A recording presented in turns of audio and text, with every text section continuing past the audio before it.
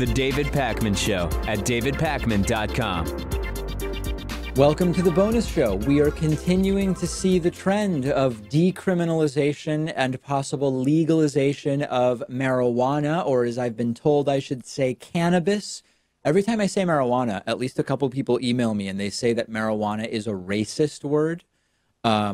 That feels like a little bit of a stretch, Pat, but I think maybe what people mean is that it's a word that was popularized around the implementation of the war on drugs, which disproportionately incarcerates non-white people. So I don't know that we can say the word is racist, but I can maybe understand its connection to the war on drugs or something like that. I think it goes back even further, like back to the Reefer Madness 1930s film, and it was spelled with an H, which was kind of weird. But yeah, I don't think that people still view the term as racist, or they at least ought not to. I do like the look, though. Yeah. Of the H. I like the look of marijuana with the H. That's appealing to me. But in any case, I guess I'll make an effort to call it cannabis. And we've now heard that Wisconsin Governor Tony Evers is proposing overhauling marijuana laws in Wisconsin to make medical use legal, possession decriminalized, and have the state laws on CBD oil align with federal standards, where I believe it is legal. I think federally CBD is CBD legal federally. Not sure about that I'm one. not sure. In Massachusetts, it's been legal for so long. I don't know. I don't know about that. Yeah. Evers made it clear that this is a proposal that's not just over health concerns and medicinal uses, but that there are, as we know, inequities in terms of who is getting arrested for drug-related crimes. He points out that Wisconsin has a very high incarceration rate for black men, that the drug-related crimes are accounting for 75 to 85% of all inmates in their prisons. And the proposal would decriminalize possession, production, or distribution of cannabis up to 25 grams. It would expunge the records of people already convicted for possession under that amount if they have served their sentences or probation. So this is good. It's not the most radically progressive proposal, but the point is, with every passing, I don't know about month, but with every passing quarter, every 3 months, we see some progress when it comes to this issue of cannabis, and that's a good thing, and eventually we're going to see much more of it. Yeah, and it goes to show why elections matter, because Tony Evers only defeated Scott Walker by 1 percentage point in the Wisconsin governor's race back in 2018 during the midterm elections. And I'd have to imagine that there are many Republicans who supported Scott Walker, but also supported legalizing marijuana. So they should be happy about this, I guess. Also, you know, cancer hits people on all sides of the political aisle. And I'd have to imagine there are people who are Republicans, but will benefit off of this becoming legal or at least decriminalized. So that's a good thing, too. No question about it. So we'll continue tracking it every few weeks, every few months at minimum. We have some progress to share with you on this issue. And I am very confident. You know, I've always said it's very hard to predict what's going to happen. We're terrible at predicting the future of the economy. But in the same way that it was clear about maybe 6 to 8 years ago that gay marriage was going in a particular direction, we just didn't know exactly when, but it was happening. I feel like you have to recognize the same thing is happening with cannabis, don't you? Well, the trend will certainly continue, but I don't know if it will end up the same way that gay marriage did. Like, slowly but surely, states started to legalize gay marriage, starting with Massachusetts in 2003, and then by 2015, the courts made it legal across the entire country. I don't think we'll see that happen with cannabis. I think eventually states will continue to legalize it until they make up the majority, and nearly all of them have legal marijuana at some point. Yeah, I think that the federal change is not going to be saying it's now legal recreationally in all states. That may someday happen, but I think what's going to happen first is there will be a rescheduling. States will continue legalizing and decriminalizing, and at a certain point, the federal government will say there are just too many states where the federal law is at odds with what's going on in the states. It's not practical. It really doesn't make any sense. Let's at least reschedule cannabis off of Schedule 1. And then that will lead to subsequent progress in the states. And eventually, I think the direction we're going is pretty clear.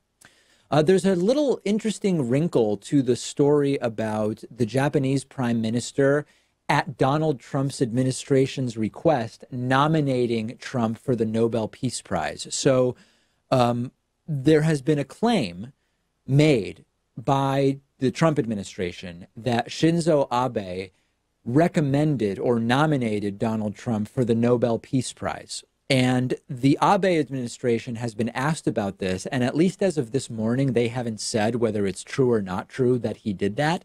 But it appears as though it may be sort of a moot point, because Donald Trump has been nominated by two Norwegian lawmakers. Per Willy Amundsen was justice minister in the cabinet of Prime Minister Erna Solberg from 2016 to 2018. And he told Reuters, "We have nominated him, of course, for the positive developments on the Korean Peninsula." So I guess in a sense it's moot, Pat, although I do think that Shinzo Abe nominating Trump is more notable than, you know, an associate minister of the Norwegian prime minister. But ultimately, we may never know the full scope of it. But what's clear is that it's a really weird nomination to make, and that clearly we now know, since nothing has actually happened after Trump's Singapore summit with Kim Jong-un, he's certainly not worthy of the Nobel Peace Prize. Yeah, maybe Shinzo Abe is doing this to appease Trump and keep him out of further North Korea talks. This would be a way to show that his job is done, and please don't come back here trying to reach some sort of peace deal between the two Koreas. I'm surprised, though, it is Shinzo Abe. Like, I would maybe expect this out of Moon Jae-in, the leader of South Korea. Yeah, we'll see if we ever find out anything else about it. And also, I haven't heard too much. Supposedly, in like 7 or 8 days, Donald Trump was having a second summit with Kim Jong-un. Have you heard anything recently about that, Pat? Because I've seen nothing since we heard about it in December, early January. I think it is going to happen. I'm not sure if it's going to be in Singapore again or where it's going to be, but all signs point to this thing happening again, yes. This time, Trump's finally going to negotiate like a big boy. It's not going to be accepting the same claims, the same promises we've heard from North Korean leaders for decades, and of course, nothing happens. This time, Trump's finally going to do really good negotiation. Yeah, right. Anthony Weiner. I totally forgot that Anthony Weiner was in prison, but he's now out of prison. He had been sentenced to 21 months behind bars.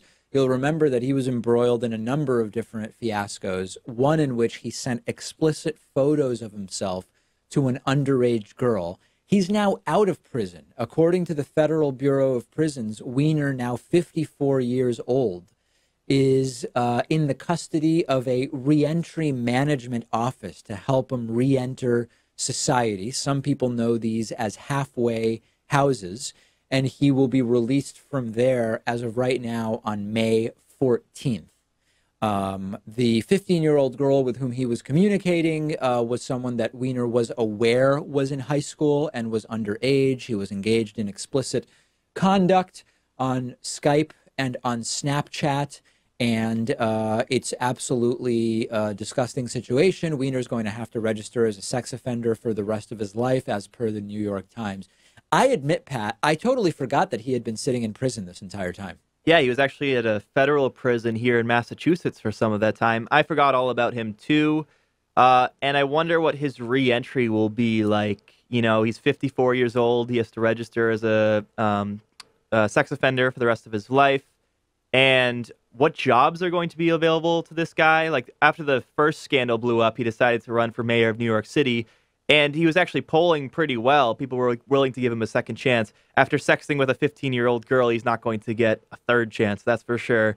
And what kind of job prospects does he have? Where is he going to live? All that stuff's interesting to me.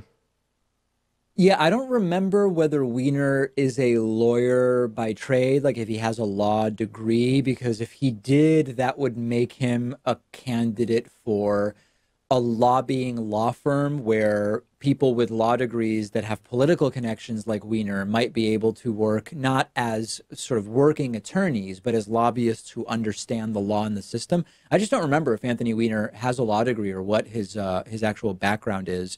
We know that he has separated from top Hillary Clinton aide, Huma Abedin, to whom he was married for a while. They separated in 2016. Yeah, I don't know what his job prospects are.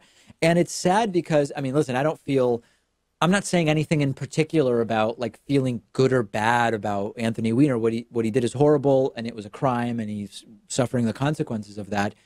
I always found him to be a very talented politician, and he was extremely good at debating opponents.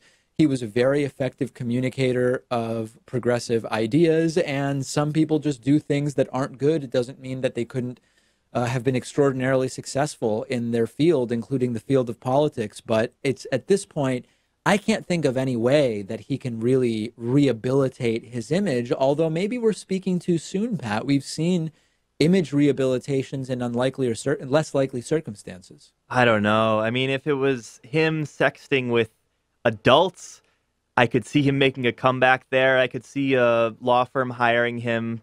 But with a 15-year-old girl, I think that's a stretch. I don't think people are going to be willing to give him another chance. I think this could be the end of his public life, honestly. And let's not forget, he's one of the reasons why we have Donald Trump, because the FBI was looking into his communications on a computer also used by Huma Abedin, and that's what launched another investigation into Hillary Clinton's emails in the waning days of the 2016 election. So if not for Anthony Weiner and his mishaps, we may not have Donald Trump right now. That's a possibility. I mean, with such a close election, anything could have pushed it one way or the other. I think the one area where the 15-year-old thing won't make a difference is if he wants to start his own independent political commentary channel or interview show.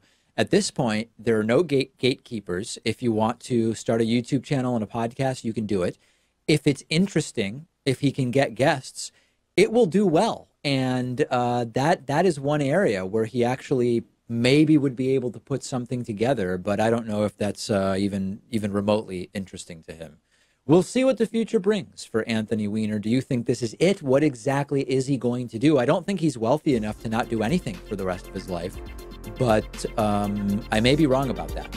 That's it for today. We will talk to you tomorrow. New show, new bonus show. The David Pakman Show at davidpakman.com.